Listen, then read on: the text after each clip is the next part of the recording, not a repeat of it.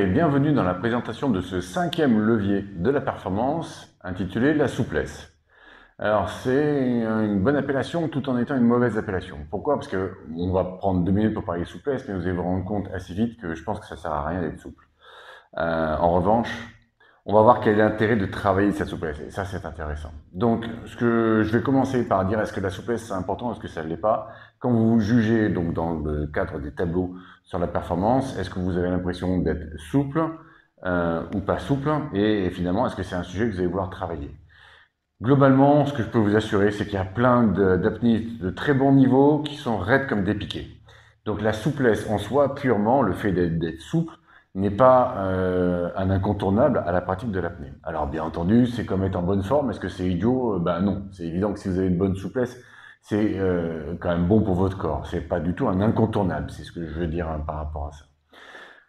Ce qui m'intéresse par contre par rapport à la souplesse, c'est que le fait de se mettre dans cette posture, d'essayer d'améliorer sa souplesse, va nous donner, pour moi, principalement 3 avantages. Et c'est pour ça que je souhaitais mettre ça dès le début, parmi les 5 premières compétences, selon moi, à acquérir. Parce que travailler sa souplesse va m'apporter, donc je disais, 3 choses. Le premier, ça va me permettre de pouvoir améliorer consciemment et réellement ma capacité de relaxation sur une posture statique, on appelle ça. Donc ça veut dire quoi? C'est-à-dire qu'on vous verrez, je vais vous faire donc, dans le cadre de la partie initiation, toute une séance de stretching, une courte séance de stretching, mais où du coup ce qu'on va voir travailler, c'est fait dire tiens, est-ce que je suis sûr d'être bien détendu alors qu'a priori c'est censé être une posture facile. Et vous verrez qu'en l'occurrence, je suis sûr que ça aura de l'effet sur vous, puisque ça en a généralement sur tous mes élèves. Donc le premier intérêt, je disais, c'est travailler le côté être capable d'améliorer la relaxation de son corps sur une posture statique. Le deuxième, c'est que c'est aussi un temps pour améliorer la connaissance des divers muscles respiratoires et ceux qu'on utilise et ceux qu'on doit apprendre à relâcher. Et ça va être une clé de voûte pour le confort en apnée, de bien maîtriser les muscles qu'on est censé relâcher quand on fait de l'apnée, les muscles respiratoires, je parle. Et puis, le troisième intérêt, selon moi, c'est que c'est un temps fort qui nous permet de faire une transition entre j'ai fait ma journée normale, j'ai travaillé, etc.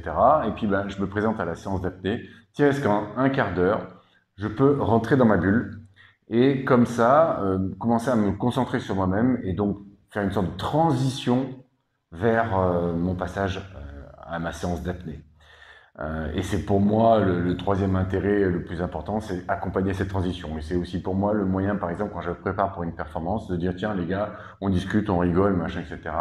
X minutes avant la perf, hop là, je m'enferme dans ma bulle et je commence à me concentrer sur moi. J'utilise ma séance de stretching pour du coup me relaxer et me recentrer sur moi-même. C'est pour moi le troisième atout pour ça. Donc c'est pour ça que je disais que la souplesse, globalement, c'est pas très important, tout comme le fitness, on le verra quand ce sera le moment du chapitre. En revanche, le fait de travailler sa souplesse, c'est un exercice de ouf pour ces 3 points.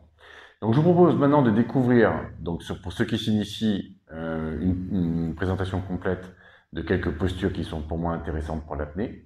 Et pour ceux qui se perfectionnent, vous verrez quelques exercices supplémentaires à rajouter à votre coutume que moi je vous propose d'obtenir avant chaque séance. Ça vous prend un quart d'heure, maximum 20 minutes. Vous pouvez vous poser dans un coin avant la piscine ou avant d'entrer dans l'eau. C'est quand même pas très compliqué, ça ne demande pas de matériel à part éventuellement un petit tapis si on a envie, mais enfin c'est même pas obligatoire. Donc rajoutez cette routine au début de chacun de vos entraînements et vous verrez que ça vous apportera vraiment beaucoup.